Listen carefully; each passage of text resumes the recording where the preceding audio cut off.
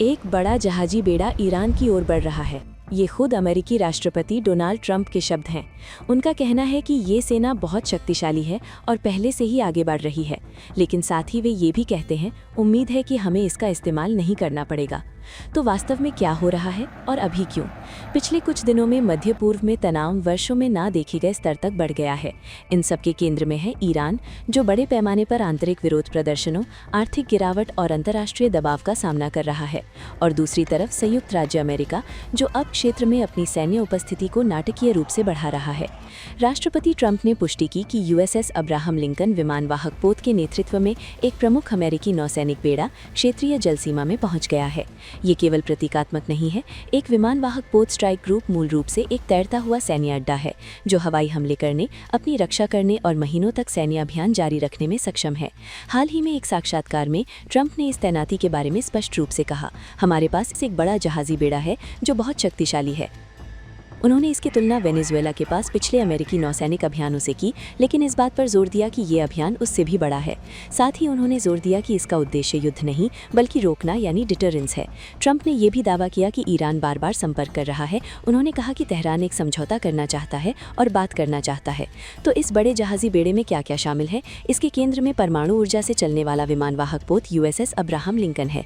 इसके साथ guided missile विध्वंसक, क्रूजर और सहायक जहाज हैं, जिन्हें विमानवाहक पोत की सुरक्षा करने और पूरे क्षेत्र में सैन्य शक्ति का प्रदर्शन करने के लिए डिजाइन किया गया है। इसके अलावा रिपोर्टों से संकेत मिलता है कि अमेरिकी लड़ाकू विमानों को ईंधन भरने वाले और मालवाहक विमानों के साथ ईरान के करीब फिर से तैनात किया गया है।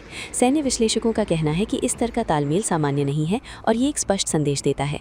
ये सैन्य तैनाती ऐसे समय में हो रही है जब ईरान दशकों में अपने सबसे गंभीर आंतरिक संकटों में से एक का सामना कर रहा है। महंगाई, बेरोजगारी और सरकारी दमन को लेकर देश भर में विरोध प्रदर्शन शुरू हो गए हैं। मानवाधिकार समूहों ने हजारों लोगों के मारे जाने, सामूहिक गिरफ्तारियों, फांसी की सजा और इंटरनेट पर लगभग पूरी तरह से पाबंदी की रिपोर्ट दी है। ट्रंप ने खुले तौर पर ईरान के नेतृत्व को प्रदर्शनकारियों के खिलाफ हिंसा न बढ़ाने की चेतावनी दी है। एक समय पर उन्होंने दावा किया कि अमेरिकी धमकियों ने ईरान को नियोजित फांसी रोकने के लिए मजबूर किया। उन्होंने कहा कि अगर वे जारी रहे तो ईरान पर अब तक का सबसे जोरदार हमला किया जाएगा। दूसरी ओर ईरान सार्वजनिक रूप से अमेरिकी सैन्य जमावड़े को कम महत्व दे रहा है, लेकिन उसकी चेतावनियां बिल्कुल स्पष्ट हैं। अधिकारियों का कहना है कि किसी भी हमले के गंभीर परिणाम होंगे और इससे एक पूर्ण क्षेत्रीय युद्ध छिड़ सकता है। ईरान का नेतृत्व विदेशी शक्तियों पर अशांति फैलाने का आरोप लगाता है और कहता है कि उकसावे की स्थिति में वो अपनी और अपने सहयोगियों की रक्षा करेगा। इजराइल और सऊदी अरब जैसे अमेरिकी सहयोगियों की कड़ी नज़र के बीच कोई भी टकराव ईरान की सीमाओं से बहुत आगे फैल सकता है। फिलहाल सब कुछ गतिमान है, लेकिन कुछ भी निश्चित नहीं है। जहाज तैनात है, लड़ाकू विमानों की स्थिति बदल दी गई है। ट्रंप बातचीत की संभावना पर जोर दे रहे हैं। ईरान कह रहा है कि वो डरेगा नहीं। तो फिलहाल ये बड़ा जहाजी बेड़ा पास ही स्थित है, शक्तिशाली, स्पष्ट रूप से दिखाई देने वाला और प्रतीक्षा में।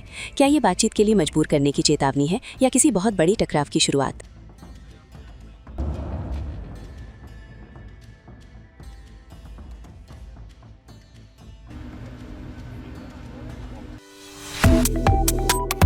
Subscribe to One India and never miss an update. Download the One India app now.